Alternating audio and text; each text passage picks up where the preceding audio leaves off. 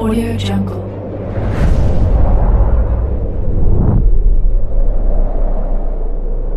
Yo, balik lagi bersama Mimin di Manhwa TV.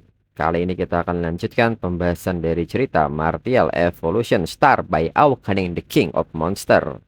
Mimin infokan kembali bagi teman-teman yang ingin menonton video terbaru lebih cepat, silahkan bergabung menjadi member di channel ini dengan biaya 5.000 per bulannya.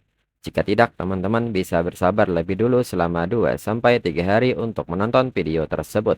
Tanpa berlama-lama, yuk kita masuk ke disclaimer dulu.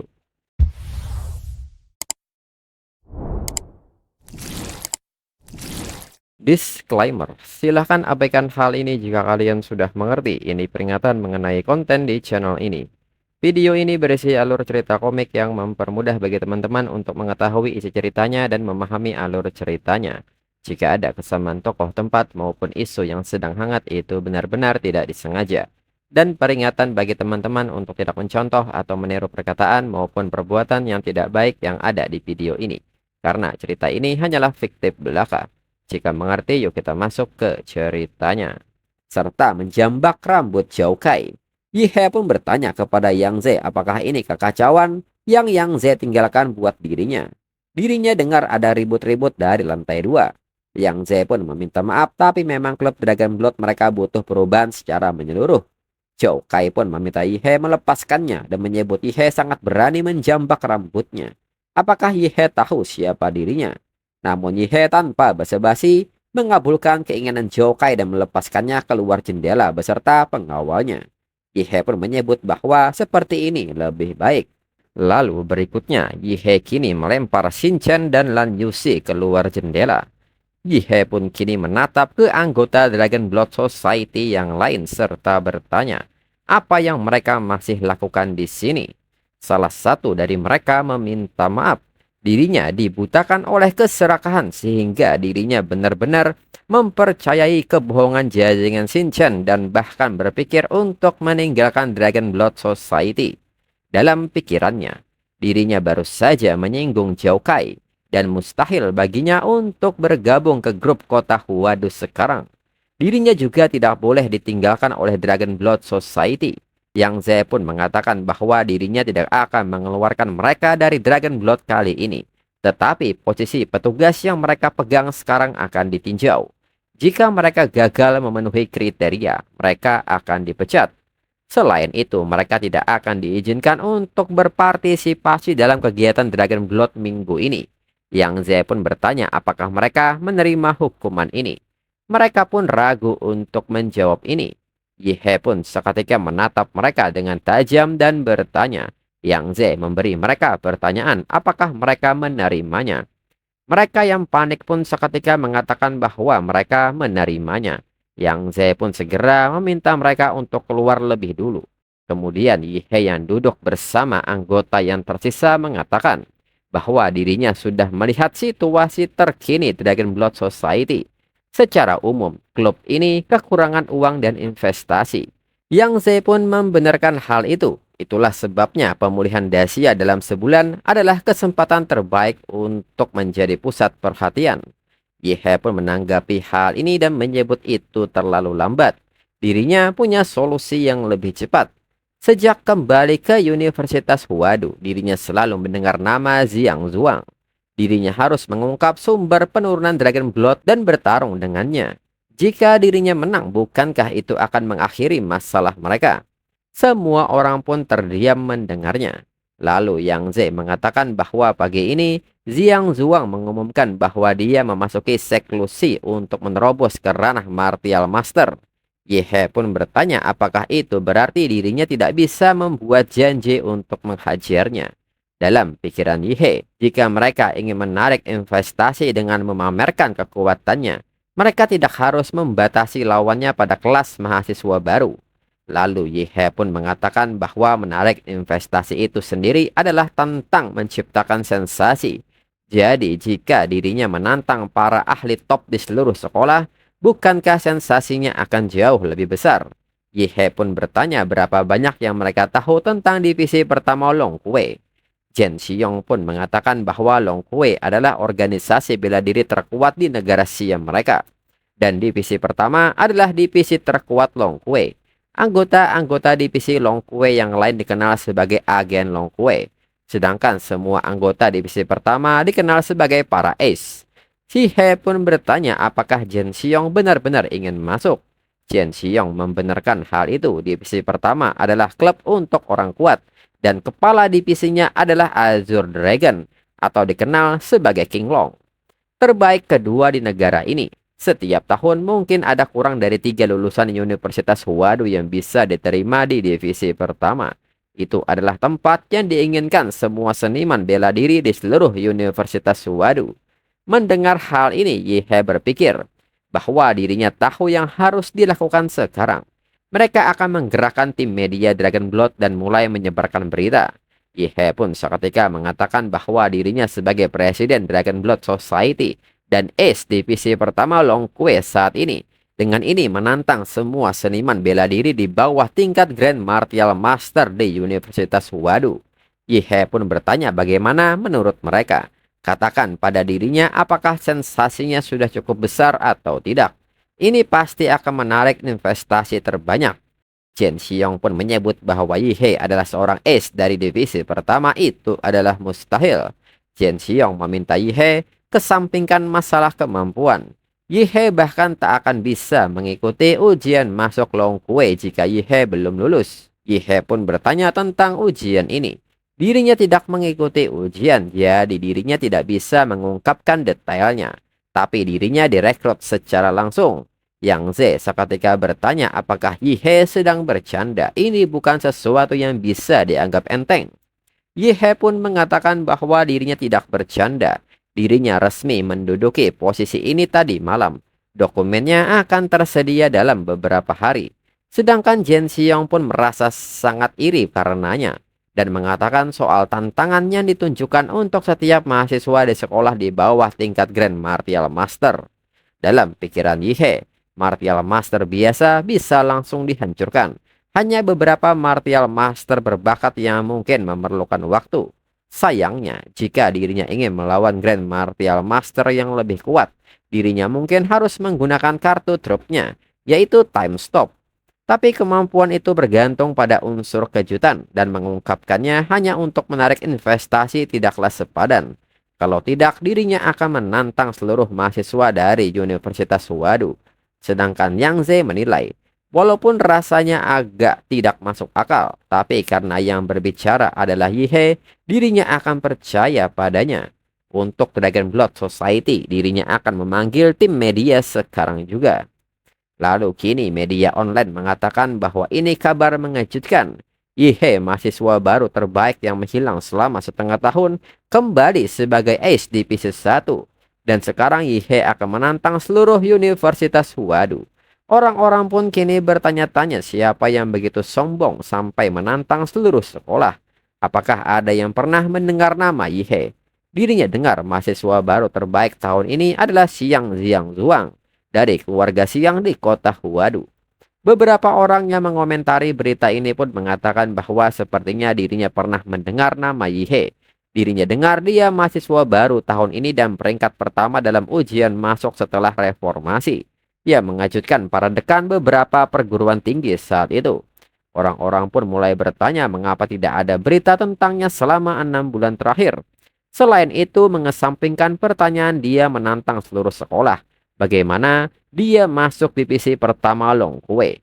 Para lulusan yang mengikuti ujian divisi pertama tahun lalu bilang ujian divisi pertama sangat sulit dan 99% orang gagal.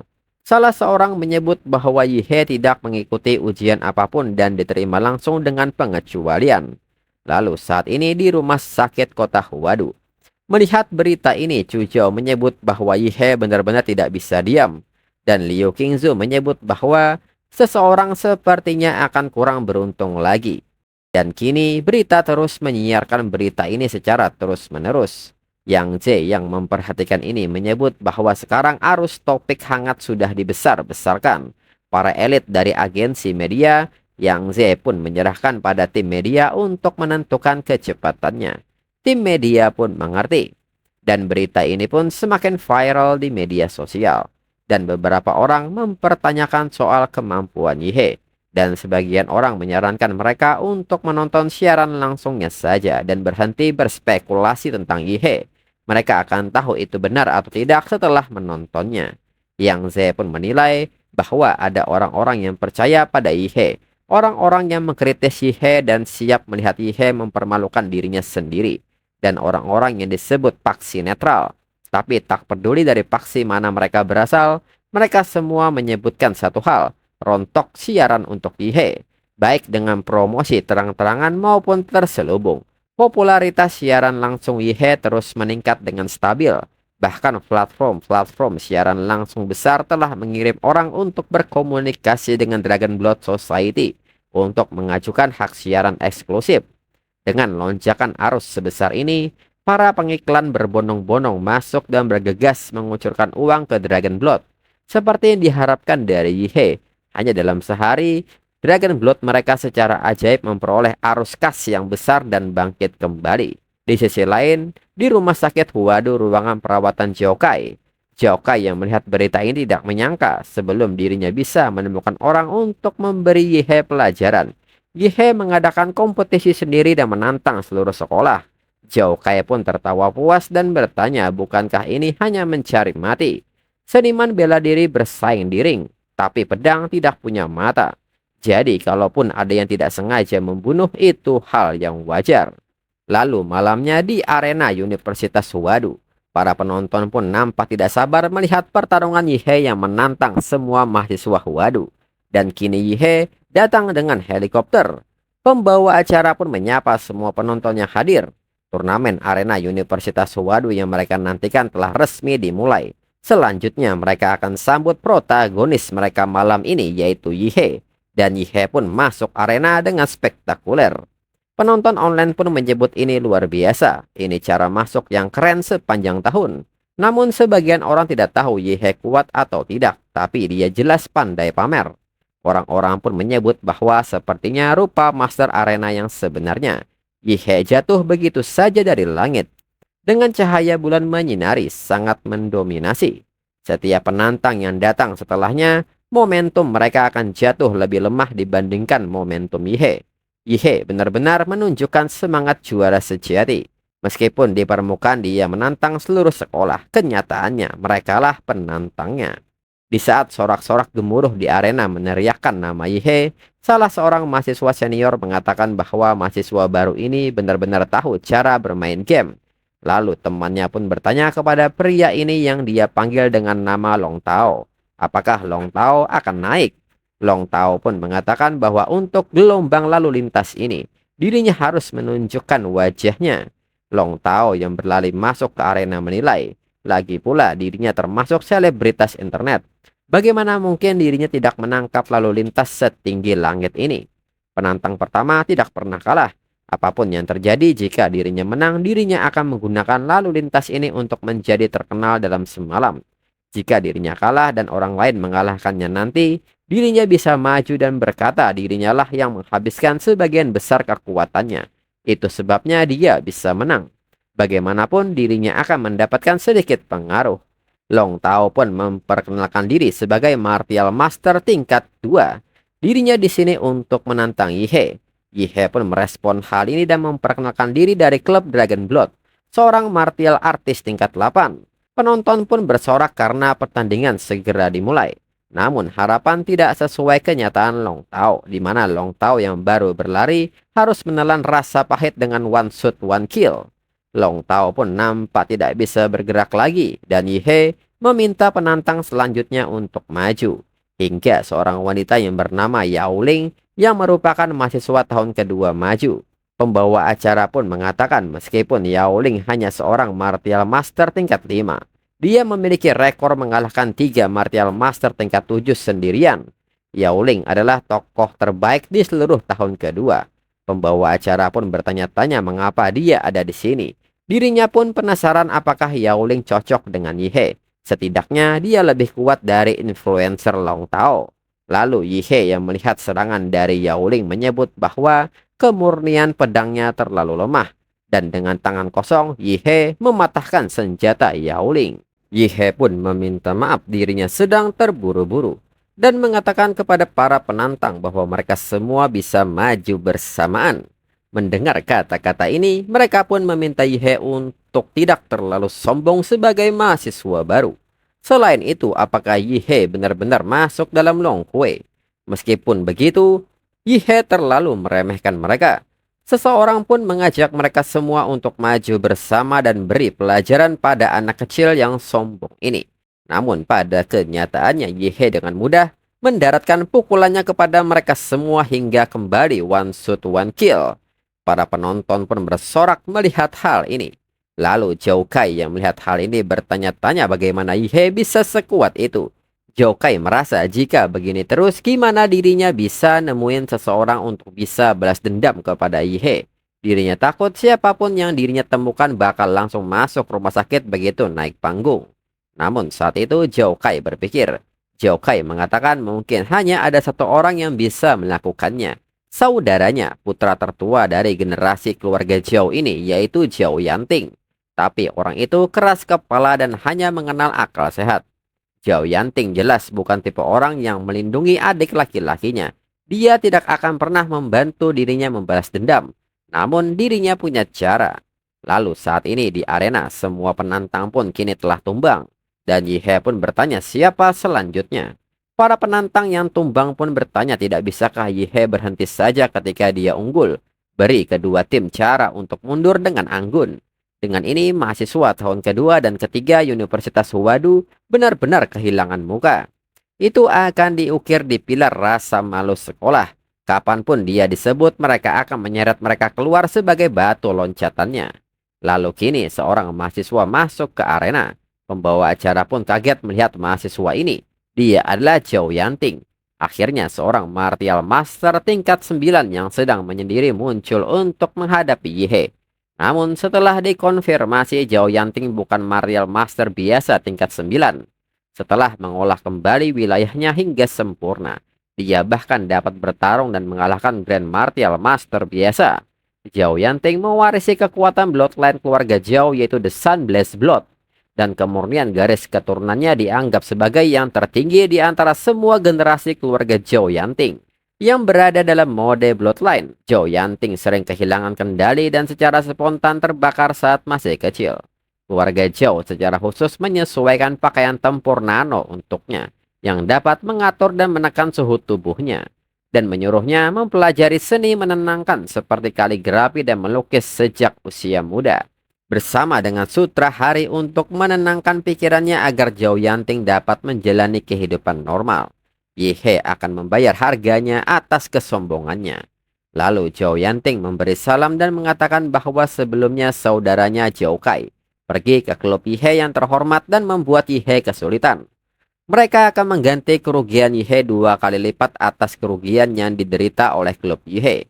Yihe pun seketika bertanya apakah Zhou Yanting saudara dari rambut ledakan itu. Zhou Yanting pun membenarkan hal itu.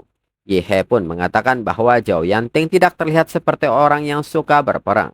Karena Zhou Yanting di sini bukan untuk membalas dendam para pecundang berambut ledakan itu, lantas mengapa Zhou Yanting menantang dirinya?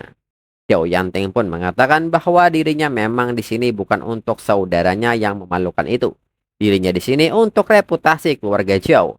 Meskipun saudaranya bersalah dalam hal ini, Yihe seharusnya tidak menghina reputasi keluarga Zhou. Yihe pun bertanya soal menghina reputasi keluarga Zhou ini. Ini benar-benar plot yang familiar. Seperti yang diharapkan, Jajingan akan selalu menambahkan plot twist dan fitnah mereka sendiri. Yihe pun meminta Zhou Yanting melupakan ini. Itu tidak penting.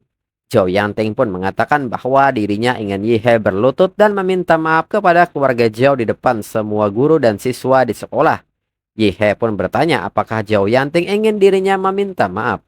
Maka sebaiknya Zhou Yanting punya kemampuan untuk membuat dirinya melakukannya. Zhou Yanting pun menyebut Yihe kurang ajar.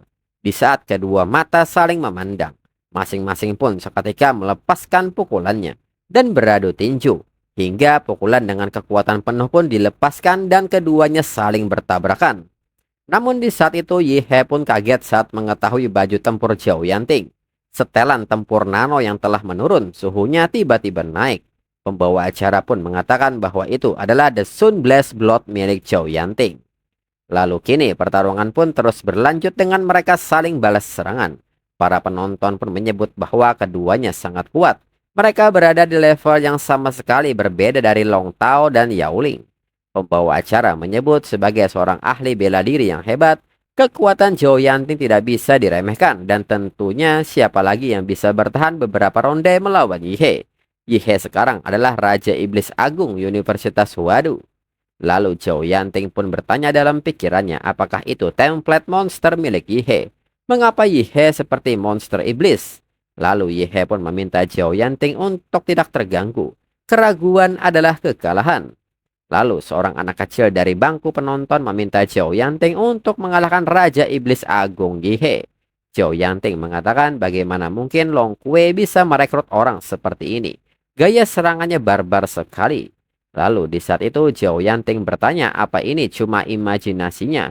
Bagaimana rasanya Yi He semakin besar. Yi He pun meminta Zhou Yanting lebih percaya diri. Dirinya semakin besar. Alih-alih melepaskan kekuatan humanoid sekaligus untuk membentuk tubuh di luar. Dirinya menggunakan kendali pamfer yang lebih unggul atas daging dan darahnya sendiri untuk melepaskan kekuatan humanoid di dalam tubuh miliknya secara bertahap. Dengan cara ini, dirinya bisa mendapatkan kecepatan dan kemampuan reaksi saraf yang lebih baik. Sekaligus meningkatkan kualitas fisik dirinya beberapa kali per detik. Memukul Zhou Yanting sekarang sama mudahnya dengan orang dewasa memukul anak kecil. Zhou Yanting yang menahan pukulan ini menilai bahwa monster ini tidak mengherankan dia berani menantang seluruh sekolah. Zhou Yanting pun bertanya-tanya dalam pikirannya apakah kekuatan fisik yang menakutkan ini benar-benar sesuatu yang bisa dimiliki manusia. Dirinya pikir garis keturunan miliknya cukup mengerikan, tapi dibandingkan dengan Yi He itu bukan apa-apa. Yi He pada dasarnya adalah binatang iblis humanoid tingkat tinggi. Tulangnya tidak lagi mampu menahan kekuatannya. Tubuh bela diri yang dirinya bangun dengan susah payah akan hancur. Sepertinya dirinya harus kembali berkultivasi lagi. Pertama, dirinya akan menghadapi monster di depannya lebih dulu. Zhou Yanting seketika melakukan manuver dan mengatakan karena dirinya tidak bisa menandingi kekuatan Yi He. Dirinya menang dengan kecepatan. Yi He mengatakan bahwa sepertinya Zhou Yanting belum mempelajari data pertarungan dirinya sebelumnya sama sekali. Zhou Yanting datang untuk menantang dirinya tanpa persiapan apapun. Zhou Yanting benar-benar jajingan sombong. Dan kini Yi He melepaskan Atomic Breath-nya ke udara. Namun Zhou Yanting menghindarinya. Dalam pikiran Zhou Yanting, jurus ini jika terkena Yi He bisa mati. Jangan bilang dirinya tidak memperingatkan Yi He. Dan seketika Zhou Yanting meningkatkan panas tubuhnya hingga seperti sebuah magma. Dan kini mengcasting tekniknya. Orang-orang pun bersorak karena energi panas yang sangat kuat ini hampir mengubah sifat lingkungan. Seperti yang diharapkan dari keluarga Zhou yang mendalami seni bela diri api. Dan kini sebuah bola api berukuran besar telah terbentuk. Zhou Yanting pun mengatakan bahwa ini adalah Earth Fiend Martial Skill, Blazing Sun Demon Hand. Dan seketika teknik ini dilemparkan ke Yi He. Yi He yang melihat hal ini mengatakan bahwa akhirnya sesuatu yang layak datang. Tapi apakah Zhou Yanting pikir dia satu-satunya yang bisa menembakkan sinar? Dirinya akan menggunakan Zhou Yanting untuk menguji kemampuan bela diri yang baru saja dirinya pelajari dan dirinya ciptakan sendiri. Dan seketika Yi He melepaskan teknik Heaven Bombing Dragon Cannon. Dan tembakan laser ini langsung mengarah kepada bola api milik Zhou Yanting. Hingga bola api ini perlahan mulai tertelan sinar laser milik Yi He. Zhou Yanting yang melihat skala serangan ini menyebut bahwa dirinya akan mati. Namun di saat itu, seseorang datang dan mengatakan bahwa Yi He agak terlalu gegabah. Yi He pun tertawa dan mengatakan bahwa dirinya melihat kepala sekolah Xi Jingwen datang. Jadi dirinya memutuskan untuk bertarung habis-habisan dan bersenang-senang. Xi Jingwen menyebut bahwa dirinya hanya duduk untuk melihat turnamen populer yang Yi He selenggarakan ini. Dirinya tidak menyangka Yi He akan menyeret dirinya ke tempat terbuka. Xi Jingwen pun bertanya apakah ini memang niat Yi He. Yi He pun mengatakan mau bagaimana lagi tanpa Xi Jingwen di panggung. Turnamen miliknya masih kurang bergengsi. Yi He pun meminta Xi Jingwen untuk membantu dirinya kali ini saja. Xi Jingwen menyebut bahwa Gongke selalu bilang Yi He bodoh dan membosankan. Sepertinya Yi He hanya mempermainkannya. Dirinya mengerti dirinya akan menunjukkan wajahnya kali ini. Dan secara pribadi mendukung turnamen Yi He. Lalu Xi Jingwen pun mengirim pesan telepati kepada semua siswa. Apakah masih ada siswa lain yang ingin menantang Yihe? Jika tidak, dirinya akan mengumumkan bahwa Yihe telah berhasil mempertahankan gelarnya melawan seluruh tantangan sekolah. Mahasiswa lain pun saling dorong-mendorong. Apakah mereka mau menantang Yihe? Sebagian dari mereka menyebut jika melawan Yihe, mereka akan dipotong menjadi setengah kepingan dengan atomic bread milik Yihe. Hingga pada akhirnya semua mahasiswa ragu untuk melawan Yihe dan saling dorong-mendorong. Si Jingwen yang menunggu pun mengatakan karena tidak ada lagi yang berani menantang, maka dengan ini dirinya nyatakan Yihe sebagai pemenang kemenangan ini. Yihe mahasiswa tahun pertama dengan kultivasi martial artis, sendirian menantang semua master bela diri di sekolah, dan tidak ada yang mengunggulinya. Namanya akan selamanya dinyanyikan di Universitas Huadu sebagai legenda. Dan untuk episode selanjutnya tunggu 1 sampai 2 minggu lagi. Sekian dan terima kasih.